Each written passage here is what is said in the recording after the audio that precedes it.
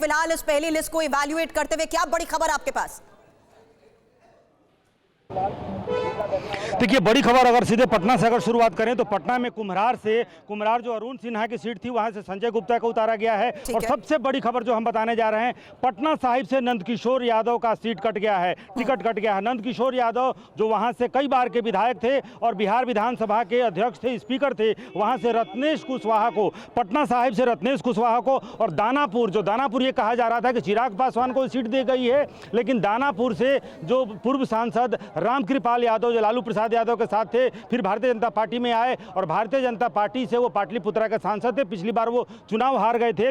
पाटलिपुत्रा पूर्व सांसद रामकृपाल यादव को दानापुर से टिकट दिया गया है। वहीं विक्रम को अगर देखें तो विक्रम से सिद्धार्थ सौरभ जो कांग्रेस के विधायक थे, कांग्रेस से उन्होंने इस्तीफा देते हुए वो भारतीय जनता पार्टी के पास आए थे, तो विक्रम से सिद्धार्थ सौरभ को टिकट दिया गया है। वहीं आरा से अगर देखें तो संजय टाइगर जो पिछली बार चुनाव हार गए थे, संजय टाइगर को दिया गया है। इसके अलावा अगर आप देखें तो ये माना जा रहा था दानापुर बहुत महत्वपूर्ण है, क्योंकि दानापुर चिराग पासवान को देने की चर्चा हो रही थी कि चिराग पासवान मांग रहे थे कि हम एक सीट चाहिए हमको पटना शहरी क्षेत्र में हमको एक सीट यहाँ पर चाहिए। लेकिन बाकी अगर सीटों को देखेंगे तो दरभंगा संजय सरावगी हैं, केवटी से जितने उनकी सीटें थी, कुछ चीज़ें जरूर चौंकाती हैं। जैसे बैकुंठपुर अगर देखें तो बैकुंठपुर जेडीयू की सीट थी, वहाँ से मनजीत सिंह कभी विधायक रहे, फिर मिथिलेश तिवारी भी विधायक रहे। इस बार आरजेडी वहाँ से प्रेम कुमार वहाँ से जीत दर्ज किए थे, लेकिन वो जेडीयू की भी सीट रही है और बीजेपी की भी सीट रही है, जिसको लेकर के मनजीत सिंह जो नीतीश कुमार के एक बड़े स्तंभ माने जाते हैं, पार्टी के प्रवक्ता भी रहे हैं,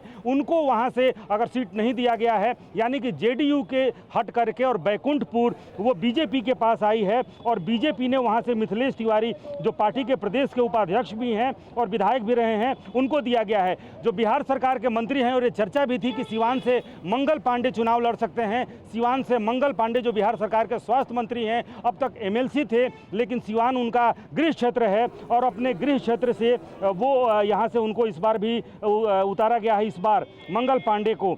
यानी कि जिन सीटों की अब देखिए बछवाड़ा और तेघरा, ये भी चर्चा थी कि बछवाड़ा और तेघरा में से एक सीट जेडीयू को दी जा सकती है और एक एलजेपी के खाते में भी जा सकती है, लेकिन बछवाड़ा और तेघरा दोनों जगह से, तेघड़ा से रजनीश कुमार को उतारा गया और बेगूसराय कुंदन कुमार की सीट वो सिटिंग सीट थी, लिहाजा वहां से उनको उतारा गया है। भागलपुर से रोहित पांडे को उतारना भी अपने आप में, और तारापुर से जिस तारापुर को लेकर, ये भी बड़ी खबर है, आप समझिए कि जिस तारापुर को लेकर के यहाँ पर चर्चा हो रही थी कि तारापुर लेने के लिए नीतीश कुमार नाराज हैं क्योंकि वो जेडीयू की सीट रही है, लेकिन तारापुर से सम्राट चौधरी के पिताजी वहाँ से 4 बार विधायक रहे हैं, लिहाजा सम्राट चौधरी तारापुर लड़ना चाहते थे और तारापुर से सम्राट चौधरी को इस बार उतारा गया है। मिनट के लिए आपको देख रही हूं, एक क्विक अपडेट मैं आकाश से भी लेना चाहूंगी, क्योंकि तारापुर की जिस तरीके से बात कर रहे हैं आकाश, क्या इस पहली लिस्ट के जरिए हम मान सकते हैं ऑल इज वेल, हर तरह की नाराजगी जो थी वो अब खत्म हो चुकी है? क्योंकि यहां जिस तरीके से सीटों को लेकर पेच फंसा हुआ था, अदला बदली की पिछले कई घंटों में खबरें आ रही थी,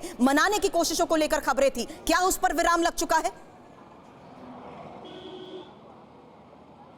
बीजेपी ने जिस तरीके से लिस्ट जारी की है उससे बस ये उम्मीद की जा सकती है, लेकिन सीट शेयरिंग के बाद भी ऐसा अनुमान था कि अब इस पर में कोई टीका टिप्पणी नहीं होगी, लेकिन उसके बाद भी ये सब होता रहा और लिहाजा इसीलिए इसमें बहुत लेट भी लगा सीट अनाउंस करने में कि कौन सी सीट पर कौन से उम्मीदवार होंगे। दानापुर से रामकृपाल यादव को टिकट दिया गया है। रामकृपाल यादव पहले आरजेडी में थे, फिर बीजेपी में आए, इस बार उन्हें दानापुर से टिकट मिला है। दानापुर बहुत अहम सीट है, अहम सीट इसलिए है कि आरजेडी की पकड़ वाली सीट भी मानी जाती है, और लेकिन इस बार रामकृपाल यादव को वहां से टिकट दिया गया है। पटना साहिब से रत्नेश कुशवाहा, बांकीपुर से नितिन नबीन जो कि मंत्री भी हैं नीतीश कुमार की सरकार में, आरा से संजय सिंह टाइगर। आरा सीट इसलिए महत्वपूर्ण है क्योंकि यहां से ये कहा जा रहा था कि पवन सिंह या फिर पवन सिंह की मां चुनाव लड़ सकती हैं, ये बात बार बार कहा जा रहा था, लेकिन ना तो पवन सिंह को टिकट मिला है और ना ही पवन सिंह की मां को टिकट मिला है, नाम नहीं है। एक सीट है बेनीपट्टी मधुबनी में, जहां से वहां के जो सिटिंग एमएलए हैं विनोद नारायण झा, उन्हें ही टिकट मिला है। ये सीट इसलिए अहम है क्योंकि यहां से कहा जा रहा था कि मैथिली ठाकुर चुनाव लड़ सकती हैं, मैथिली ठाकुर के नाम की चर्चा की जा रही थी, लेकिन मैथिली ठाकुर का नाम नहीं है, विनोद नारायण झा का नाम है बेनीपट्टी से। सीतामढ़ी सुनील कुमार पिंटू पूर्व सांसद रह चुके हैं और इस बार उन्हें एमएलए का कैंडिडेट बनाया गया है सीतामढ़ी शहर से। खजौली अरुण शंकर प्रसाद की अच्छी खासी पकड़ मानी जाती है। खजौली भी मधुबनी में ही पड़ता है। बिस्फी से हरिभूषण ठाकुर बचौल, ये सिटिंग एमएलए हैं, अभी ये वर्तमान में भी एमएलए हैं। हरिभूषण ठाकुर बचौल की भी अच्छी खासी पकड़ मानी जाती है। राजनगर से सुजीत पासवान को टिकट दिया गया है। झंझारपुर से नीतीश मिश्रा भी नीतीश कुमार की सरकार में मिनिस्टर हैं और उन्हें इस बार वहां से टिकट दिया गया है। नीरज कुमार सिंह बबलू छातापुर से उन्हें टिकट मिला है। ये सुशांत सिंह राजपूत के जो एक्टर थे उनके ये भाई माने जाते हैं। देवंती यादव को नरपतगंज से मिला है। फारबिसगंज से आकाश, एक विद्यासागर अपडेट